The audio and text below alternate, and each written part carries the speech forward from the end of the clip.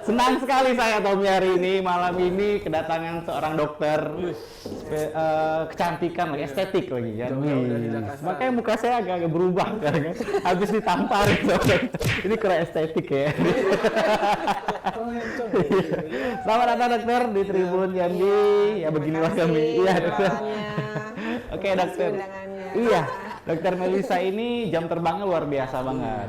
Jambi Jakarta, Jakarta Jambi, Jambi Singapura, Jambi Australia, pokoknya kemana-mana. Tentang estetik, dokter Melisa. Dok, boleh ceritakan nggak sih dok, kenapa dokter memilih jurusan estetik itu sendiri? Kan banyak jurusan lain. Betul. Jadi dari awal kami masuk ke dokteran tuh memang kan awalnya masih bingung ya mau mengarah kemana, kan dokter itu juga ada banyak spesialisasi. Nah, tapi karena kami ini kan perempuan nih ya, jadi kami tuh senang gitu kalau ngeliatin orang tuh cantik-cantik gitu kan, ya bagus gitu ya. Cantik. Oh cantik ya. Cantik ya, bajunya bagus gitu kan, terus kayak perfect gitu kan. Terus dulu kecil juga sering liatin kayak Miss Indonesia, Indonesia pariwisata dan lain-lain, itu kayaknya kulitnya bagus-bagus gitu.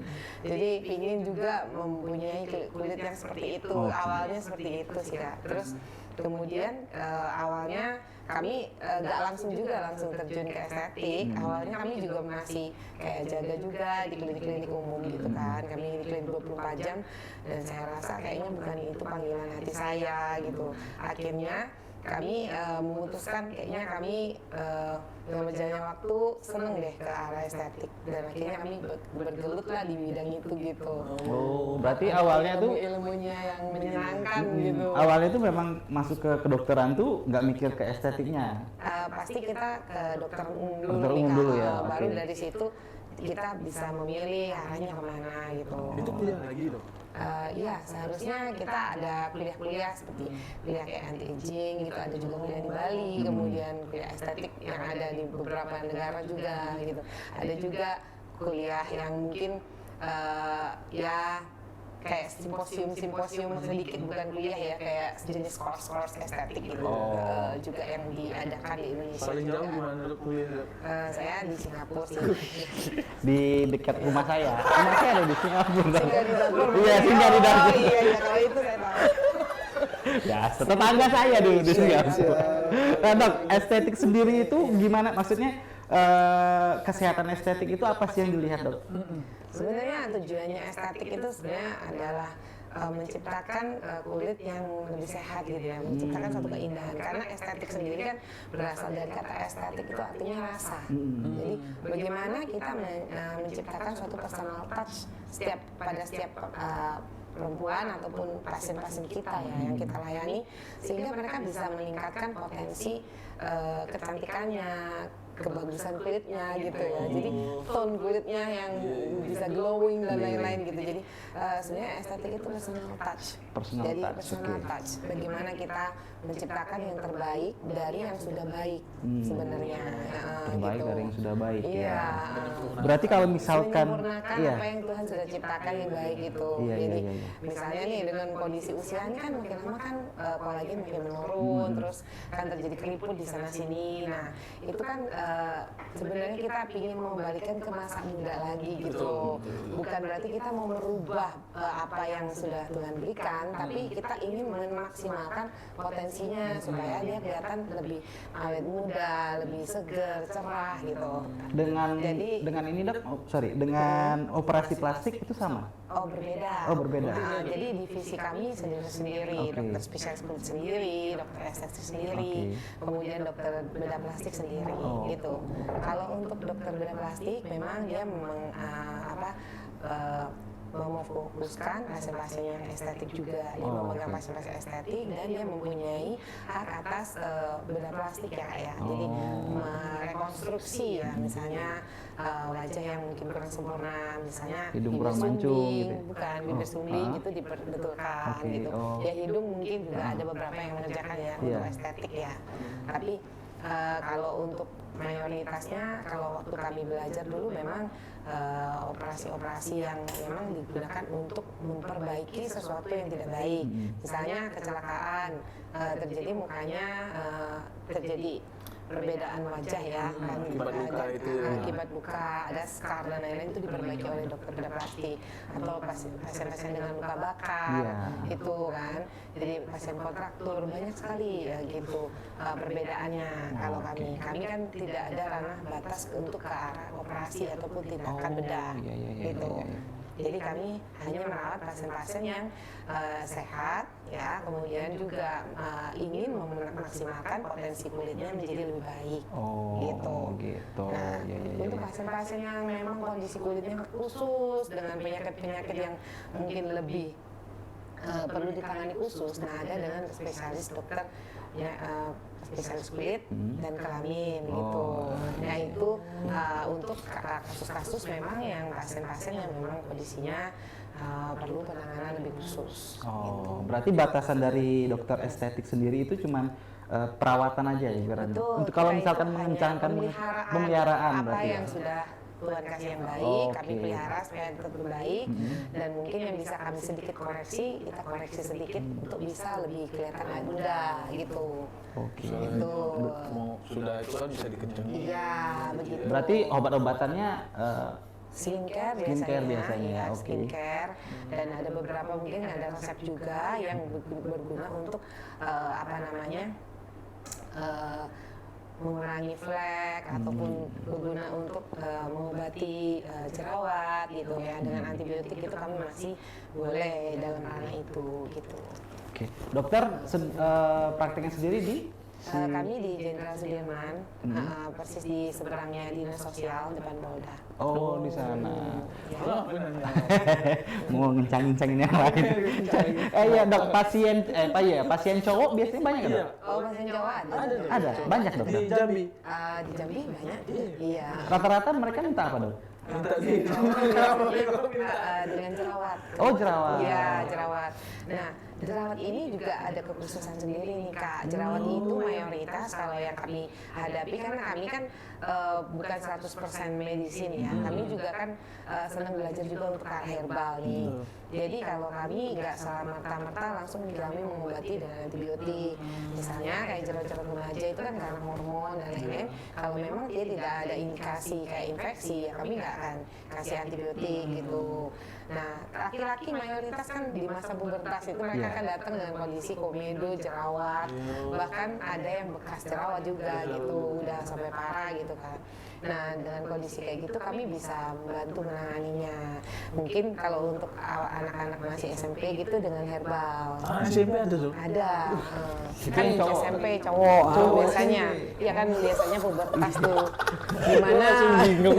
Gimana kan Ada iya. SMP. SMP ya. Jerawat SMP. yang bopeng-bopeng gitu bisa, Dok? Bukan jerawat. Iya. Iya, kalau Bahasanya bopeng bopeng juga. ya? Iya, bopeng. Kalau bahasa Bopeng dokter juga Nah, kalau yang kayak gini, macam-macam. ini bopeng ya, Nah, itu kan ada banyak tuh. Iya. Kakak tuh. Itu ada obat tiga yang- macam, ada Iya. 3 macam tuh, Kak. 3 macam. Iya, Apa yang aja? satu tipe bopengnya itu bentuknya ice pick. Dia bentuknya kayak es, tapi gunung es terbalik gitu gini ya. Bentuknya ice Iya. pick. Nah, yang kedua bentuknya itu rolling, bentuknya kayak gini nih, rolling.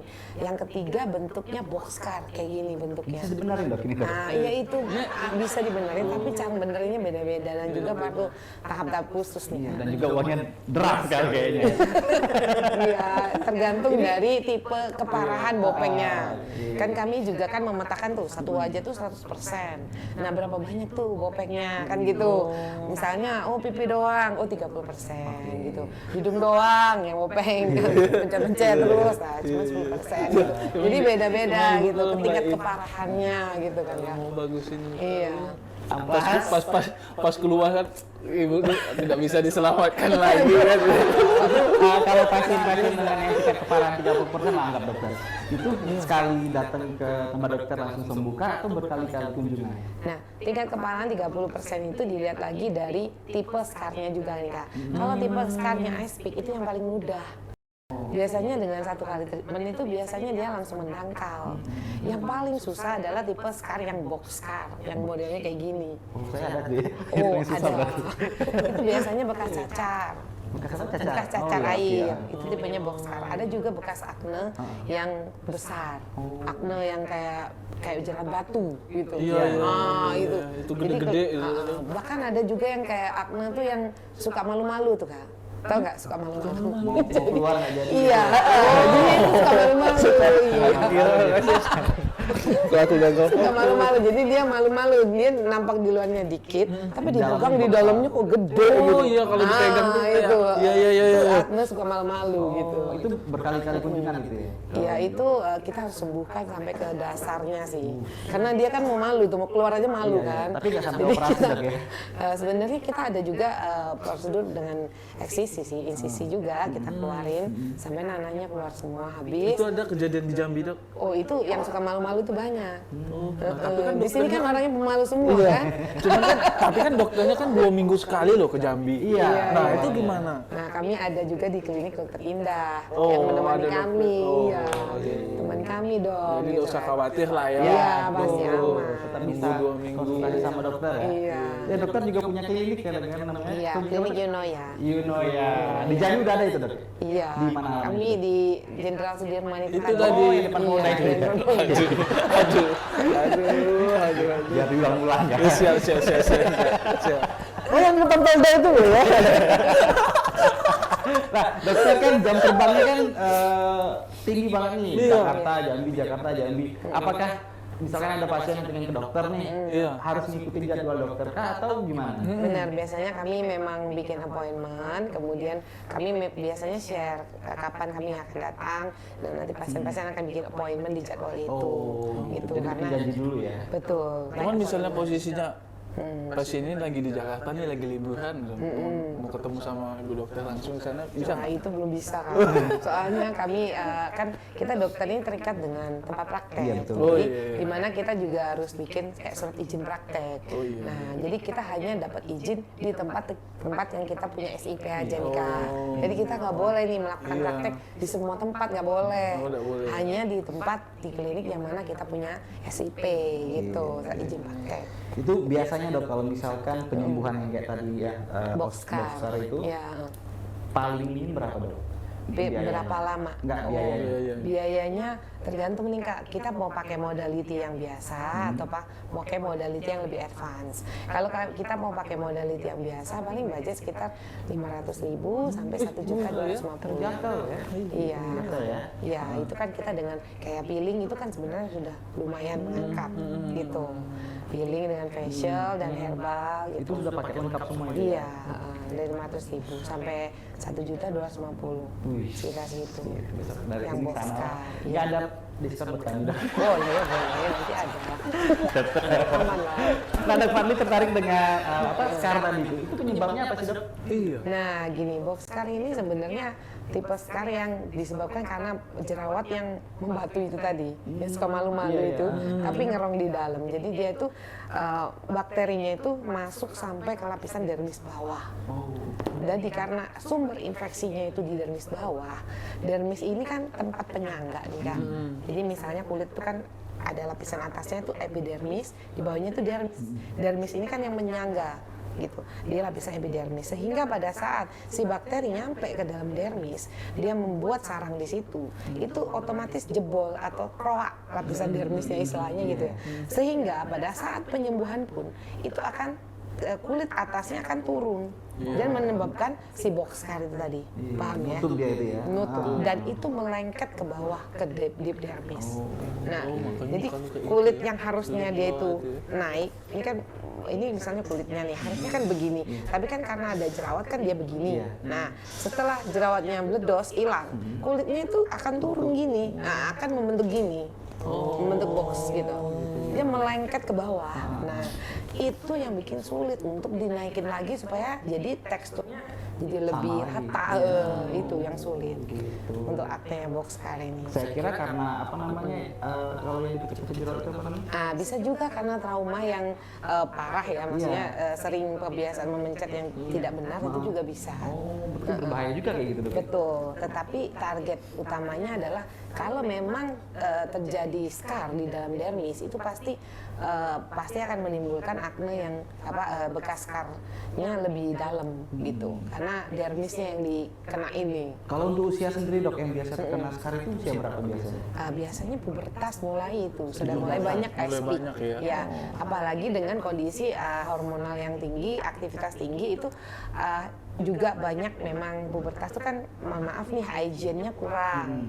Misalnya nih, habis main basket, pegang bola, langsung garuk-garuk wajah. Nah itu kan. Jadi untuk pengertian higiene-nya sendiri itu harus benar-benar kita tekankan juga ke pasien.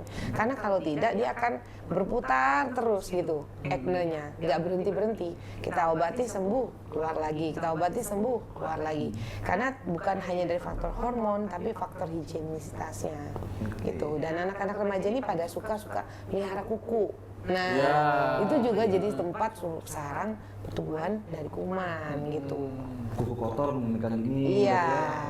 Dan juga kan mereka banyak stres juga waktu remaja kan ya, masih banyak yang harus dipelajari, beradaptasi dengan teman-teman. Ada juga peer pressure, misalnya temannya bisa mainan Mobile Legends, dia nggak bisa kan, dia stres, ada cemas. Iya, betul. Stres cemas itu juga meningkatkan pertumbuhan jerawat, pertumbuhan kuman jerawat gitu. Ya, terus juga kan karena stres cemas dia sering mencet sendiri. Nah, kebiasaannya jadi pencet kan, kepingin cepet selesai kan, instan hasilnya cepet keluar komedo atau jerawatnya, jadi dipencetnya. Nah, pemencetan yang tidak steril dengan tangan yang berkuku tadi, plus lagi juga dengan teknik yang tidak tepat, juga si jerawatnya masih malu-malu, nggak mau keluar-keluar ya kan, itu akan menyebabkan skarnya lebih dalam. Itu yang Gitu. jadi bopeng tadi. Iya, ceklong itu tadi. Kalau faktor makanan, minuman itu mengaruh juga? Mempengaruhi kalau untuk kondisi jerawat ya, makanan-makanan, ada beberapa orang itu yang memang alergi dengan protein tinggi. Misalnya susu protein itu bisa meningkatkan terjadinya jerawat gitu. Ada beberapa ya, nggak semua. Ada juga yang alergi dengan telur. Iya, kebanyakan. Telur kebanyakan ya. Terus kemudian kacang-kacangan, tapi memang makanan tuh hanya sebagian kecil dari proses jerawat. Karena saya biasanya anamnesis pada pasien-pasien remaja itu memang ada juga pasien-pasien dewasa muda itu mayoritas mereka itu permasalahannya nomor satu itu adalah di pola lifestyle hidupnya itu. Mereka tuh tidurnya selalu malam. Oh, itu mempengaruhi dong? Sangat mempengaruhi. Jadi kalau tidur di atas jam 10 tuh pasti mayoritas acne-nya itu akan acne yang batu-batu. Di atas jam 10? Iya, biasanya gitu. Acne itu jerawat. Oh, jerawat. Iya, sorry, jerawat batu-batu. Jerawatnya Iya. karena jam 10 itu? Iya, karena kan pada saat di atas jam 10 itu ada fase tubuh untuk detox. Jadi fase tubuh untuk beristirahat. Tetapi mungkin karena pagi kita udah beraktivitas, sore masih ngejar lagi tayangan, kita kasih kayak gini kan, nanti nyampe rumah udah jam 9-10, kita kan masih kepengen nonton TV lagi kan, nonton bola apa gitu kan. Nah, jadinya kita baru tidur jam 12. Sedangkan kita fase detoxnya itu mulai dari jam 10 tuh. Tubuh membuang-buang segala macam racun-racunnya gitu. Jadi dari situ kita kehilangan tuh fase detoxnya udah berapa jam. Terus lagi kadang kan kita nggak selesai sampai di jam 12 nih. Iya. Kadang-kadang masih jam 1 masih kadang masih nonton gitu. Lagi besok makan apa? Iya. Makan rumah. Iya. Minum kopi. Iya. Tapi kopi ngaruh nggak dok? Kalau kopi itu kan dia mengandung kafein. Kafein itu meningkatkan metabolisme sih. Sebenarnya secara langsung sih tidak ada menyebabkan pengaruh. Cuman kopi yang menyebabkan kita tidak tidur dan akhirnya kita akhirnya tidak bisa detox dengan baik. Nah, itu akan mempengaruhi terjadinya jerawat. Iya, karena kita minum kopinya malam kan supaya ngejar tadi macam-macam yang tugas-tugas yang belum kita selesaikan. Berarti pencegahannya itu ya pertama harus higienis, yang kedua Betul. pola hidup sehat, Betul. dan juga makanan-makanan dijaga dok ya. Betul. Tapi makanan tuh hal kecil. Yang justru paling besar tuh adalah di gaya hidupnya. Ya itu pertama dari tidurnya, kedua kebersihan handphone itu kadang-kadang. Oh iya. Itu. Dan apa-apa saja yang dipakai. Itu biasanya yang paling top chair. Kalau kita udah betulin di lifestyle, kita udah betulin di barang-barang yang dipakainya dan kukunya, biasanya aman. Dia tidak akan kembali lagi recurrence lagi untuk kasus jerawatnya. Gitu. Berarti kalau di klinik dokter sendiri nih rata itu apakah yang berat penyakitnya atau masih ada yang ringan-ringan? Kami pernah dapat penyakit jerawat yang sangat berat itu. Jadi misalnya yang akne konglobata seluruh wajah. Jadi waktu itu pasiennya datang laki-laki juga masih muda, jerawatnya itu parah seluruh wajah gitu. Seluruh wajah. Jadi nggak ada bagian satupun yang mulus tanpa ya? jerawat. gitu. Bahkan di dekat matanya pun juga ada jerawat juga, dan waktu itu agak berdarah-darah. Waktu itu saya berusaha untuk bagaimana ya, dengan kasus seperti itu kan tidak mungkin kita memfacial wajahnya gitu, kondisi segitu banyak. Jadi memang dan bernanah gitu ya. Jadi yang saya lakukan adalah terapi dengan obat-obatan terlebih dahulu.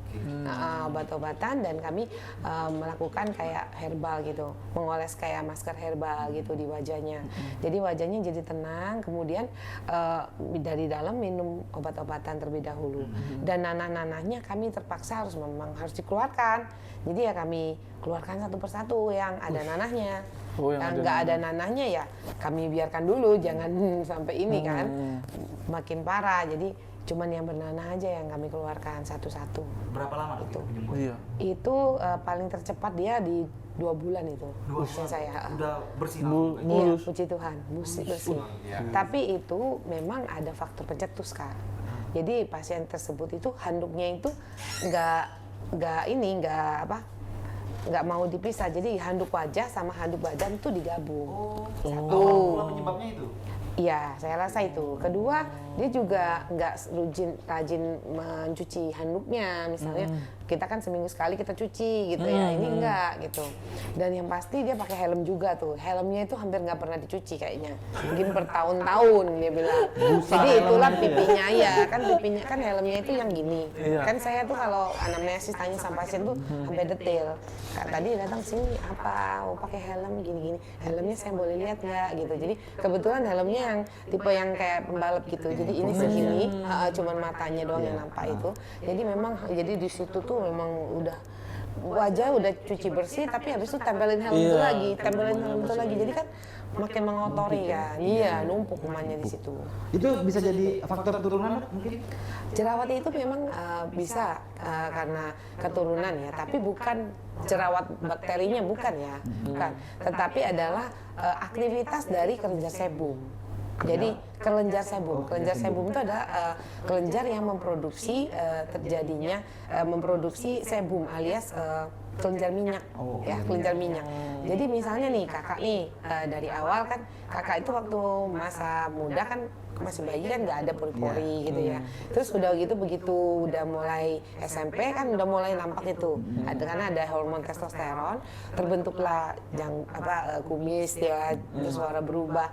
Kemudian pori-pori udah mulai membesar. Nah di situ adalah kakak tuh udah menjadi kakak sesungguhnya gitu kan. Dimana kelenjar sebum kakak itu akan mengeluarkan sebum sebanyak-banyaknya pada fase itu karena ada hormon itu tadi. Nah orang tua kakak kebetulan juga waktu mudanya mungkin begitu. Jadi yang diturunkan itu adalah gen untuk aktivitas kelenjarnya. Jadi ada beberapa kelenjar sebum tuh yang aktivitasnya nggak malas. Ada yang tipenya kelenjar sebum tuh yang aktivitasnya tuh rajin, ngeluarin minyak terus gitu. Nggak ngapa-ngapain dia ngeluarin minyak aja gitu. Nah itu jadi genetik itu yang diturunkan. Tetapi kalau orang yang mempunyai genetik aktivitas kelenjar sebumnya itu memang banyak, tapi orangnya itu bersihan, dia jaga lifestyle dan lain-lain, wah kulitnya malah lebih glowing bagus. Iya. Karena minyak tadi jadi glowing gitu. Benar, karena sebenarnya sebum itu sendiri adalah antioksidan. Iya. Jadi dia mengandung squalane kan. Kakak tahu squalane kan kayak minyak ikan itu. Iya. Sebum itu lebih bagus ya. Kalau aku biasa makan gorengan udah keluar gitu. Iya itu bagus. Aku kalau makan gorengan kalau sudah 3, 4 udah keluar. Malah kulit berminyak itu malah lebih bagus sebenarnya kalau dijaga. Iya betul, lebih nggak gampang keriput. Oh iya. Iya. Alhamdulillah. Iya benar. Ada baiknya juga kalau kulit kering yang super kayak kering misalnya yang kelenjar sebumnya malas tadi kan nggak menghasilkan sebum-sebum minyak-minyak tuh jadinya dia gampang keriput. Semakin kering kulitnya terjemur matahari kayak kerupuk kan nggak? Jadi gampang kriuk-kriuk gampang kerut. Berarti aku besok sehari makan gorengan lah biar dia keluar. Kalau makan gorengan kan makan goreng keluar. Iya. Kolesterolnya. Malah suara Anda yang hilang gitu. BTW sekarang gorengan memang asik ya, karena hampir semua menu itu kayaknya yang disajikan bahkan di kayak fast food atau restoran tuh mayoritas memang digoreng gitu ya. Jarang yang mengeluarkan resep-resep kuah itu dan menu-menu kuah itu kayaknya lebih kurang diminati daripada goreng. Kayaknya abis ini kita makan gorengan asik. Goreng lagi. Nah, dokter, kalau di Jambi sendiri nih, klinik dokter buka di hari apa? Kami bukanya biasanya Senin sampai Minggu, nggak ada pernah tutup. Jamnya? Kami dari jam 9 sampai jam 7 malam. Jam 9 Tapi close appointment-nya di jam 6, jam 5. Ada dokter penggantinya di Ada, sana? ada. Yang standby ada. Yang standby. Jadi, kalaupun mau dengan dokter harus bikin appointment tadi Bisa, ya? Perjanjian ya, tadi ya? bisa. Luar biasa. Di Jakarta pun? Juga? Di Jakarta saya masih belum, Oh, belum. masih belum ya, Masih di masih rumah fokus sakit ya? ngurusin keluarga dulu. Oh, iya. Nah dokter, terakhir nih mungkin dokter, harapan dokter ataupun pesan-pesan dokter kepada anak-anak muda kan tadi kita bicara Iya, kan khusus banyak anak-anak muda. Tips-tips tadi. Iya, tips-tips tips-tipsnya lah ya. biar tidak ada jerawat atau bopen-bopen itu gimana? Benar. Yang pasti nomor satu lifestyle. Iya. Lifestyle itu jadi kan sekarang itu kan kita pakai gadget, terus laptop dan lain-lain tuh pastikan kebersihannya juga ya kan. Apapun yang kita pakai lah gitu. Entah itu handuk, entah itu helm, entah itu handphone ataupun keyboard ya yang kita pakai untuk ngetik, laporan tugas dan lain-lainnya. Itu pastikan dalam kondisi bersih gitu. Sebelum kita pakai itu kalau bisa disemprot dulu atau didisinfektan dulu gitu ya, itu terbaik. Cuci tangan dulu, jangan makan sambil, mohon maaf nih, banyak anak muda ini makan sambil ngetik. Nah, jadinya kan rontokan, barusan maaf ya. makan. Jadi rontokannya itu di Iya. touch-nya itu keypadnya kan. Nah, jadi bersihinnya juga susah ya kan. Terus juga bisa terjadi ada bakteri, jamur dan lain-lain yang bisa tiba-tiba habis ngetik kan lupa tuh garu-garu, garu kait yang agak takut kan. Biasa megang jidat sih. Nah, iya benar ya jidat, aduh susah banget sih Jam segini skripsinya belum itu. pulang. Cuman kenapa kalau jidat kurang itu ya, malah yang daerah sini ya? Apa maksudnya jerawat? Iya. Loh. Kalau menurut saya itu semua tergantung dari tekanan. Oh, dari tekanan. Balik lagi ke pressure juga, jerawat juga dipengaruhi sama pressure. Jadi misalnya nih daerah pipi ini kan kemarin kan waktu kita kan pandemi lagi parah-parahnya kan kita pakai masker, itu kan ditekan terus tuh wajahnya pakai masker, ngap kan, Iya. nggak bisa keluar dan jadinya keluar jerawat di daerah situ. Kulit juga butuh bernapas. Iya benar, karena Belum setengah jam tapping sini lah. udah jadi dokter Iya, ya. udah jadi Selamat Kak Saldo sama dia. Nah, dia mau minta diskon tuh Kak. Aku tahu modusnya itu. Minta diskon. Oke dokter, terima kasih udah datang di Iya, Klinik terima kasih, Jambi. dokter. Tapi sebelum kita closing kita ada challenge. Iya, Apa ada itu? challenge. Apa ya? Enggak, kita suruh joget enggak. Jangan saya juga ya. Jadi kita harus ada kata-kata hari ini dari dokter untuk Tribuners. untuk Iya. Apapun lah tentang Untuk anak. kecantikan. Iya. Oke, kata-kata hari ini bisa ada di TikTok kan. Kata-kata hari ini apa gitu. Iya. Kata-kata mutiara gitu. Kata mutiara dari kami juga. Iya, dari dokter. Silakan dokter. Kulit yang cantik adalah kulit yang sehat. Itu aja. Oke, luar biasa.